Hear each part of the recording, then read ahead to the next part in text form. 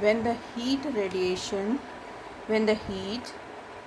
radiation from the sun reaches the earth's atmosphere, some of it gets reflected and the others gets absorbed by a layer of greenhouse gases.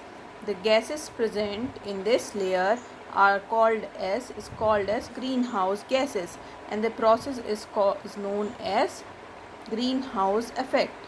For examples of the greenhouse gases are water vapor, carbon dioxide, methane, etc. So it means जब सूरज से किरणें आती हैं उसमें से बहुत सारी heat radiate होती है, बहुत सारी हीट निकलती है। तो जब हीट धरती पर आती है तो वो छन जाती है, तो बहुत सारी गैस उसमें से क्या होता है, जो एटमॉस्फेयर होता है ना ऊपर, स्ट्रेटोस्फीयर, ट्रोपोस्फीयर, इन सब में वो एब्जॉर्ब हो जाती है। और जो यूवी रेज होती है वो किस में एब्जॉर्ब होती है, ओजोन लेयर में, राइट।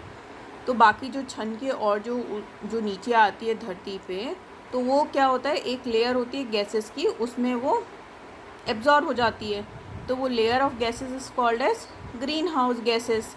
एंड जो प्रोसेस होता है जहाँ पे रेडिएशंस आती हैं और वो एब्जॉर्ब हो जाती हैं, उस प्रोसेस को बोलते हैं green house effect. Green house gases के नाम कौन कौन से हैं, carbon dioxide, methane, water vapour, etcetera. So the green house effect is the process by which radiations from the sun are absorbed by the greenhouse gases and are not reflected back into the space. This process is known as greenhouse gases. So the process by which radiations from the sun are absorbed by the greenhouse gases and are not reflected back into the space. The process is called as greenhouse effect.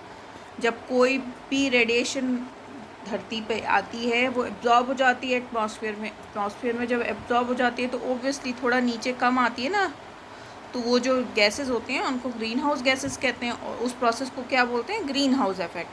So the process by which radiations from the sun are absorbed by the greenhouse gases and are not reflected back into the space, the process is called as greenhouse effect.